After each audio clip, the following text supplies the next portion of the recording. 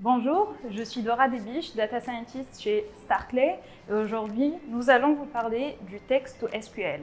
Le Text-to-SQL, c'est une technologie innovante qui permet de traduire les instructions en langage naturel à des requêtes SQL grâce à des larges modèles de langage.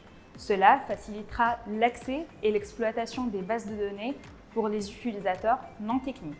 Le Text-to-SQL peut être utilisé dans la BI pour générer des rapports et superviser des KPI, dans le marketing pour suivre les tendances du marché et analyser les résultats d'une campagne publicitaire, par exemple, dans l'e-commerce pour générer et analyser des inventaires ou des comportements clients. Imaginez un système où vous pouvez poser des questions en langage naturel et recevoir des réponses en requête SQL. Ces requêtes peuvent être par la suite exécutées pour générer des réponses sous différents formats comme des graphes, des fichiers CSV ou des tableaux. Maintenant que vous en savez plus sur le Text-to-SQL, place à la démonstration avec Mohamed Ali. Bonjour à tous, je suis Mohamed Ali, Data Scientist chez Starkley. Je vais vous présenter un exemple d'application du Text-to-SQL. Nous avons choisi d'utiliser le modèle GPT-4 et la bibliothèque Vana pour offrir des résultats précis et rapides. Pour illustrer les capacités de l'application, nous avons utilisé la base de données Sakila. C'est une base de données qui représente un système de location de films et contient de nombreux concepts de base de données tels que les relations entre les tables, one-to-many, many-to-many, etc. Passons maintenant aux exemples concrets des requêtes générées par l'application. Pour le premier exemple, il s'agit d'une simple requête SQL. Nous allons demander au modèle de sortir la liste de tous les films dans la base de données. Allons-y. Donc la question est de lister tous les films dans la base de données.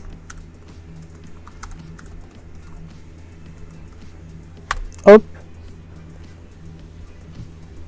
Voilà le résultat.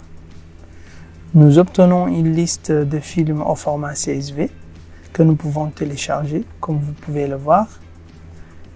Il n'est pas nécessaire de connaître SQL pour obtenir un tel résultat. Le modèle a généré la requête, puis il a passé à un client SQLite pour l'exécuter, et voilà le résultat. La requête générée est simple, car la question est simple. Mais nous allons maintenant tester deux autres requêtes plus complexes. Passons au deuxième exemple, qui est une requête moyennement complexe. Hop. Pour cette requête, nous cherchons à tester l'aspect jointure de table, le group by et les triages, qui sont des commandes très fréquentes en SQL. Allons-y. Donc la question est de chercher à obtenir le montant, le nom et le montant total payé par chaque client par ordre décroissant. Hop.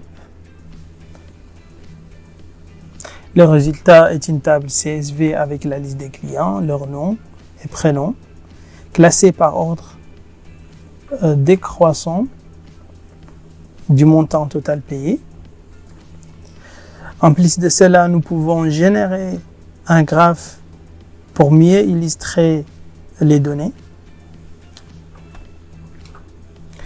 Comme vous pouvez le voir, la requête générée à un certain niveau de difficulté. Elle nécessite de fusionner les données présentes dans deux tables. Aussi de faire un group by, ce qui requiert un certain niveau de compétence en SQL.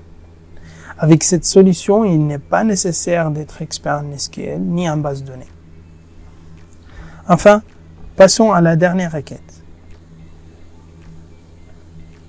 Dans cet exemple, nous cherchons à générer une requête plus complexe qui demande de récupérer des données depuis plusieurs tables, impliquant donc plusieurs jointures. Pour illustrer cela, nous allons tester une requête qui permet de chercher l'historique de location du film Hobbit. Allons-y. Donc la question est « Donne-moi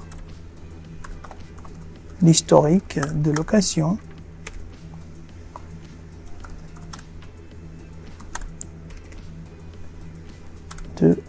Obit Alien.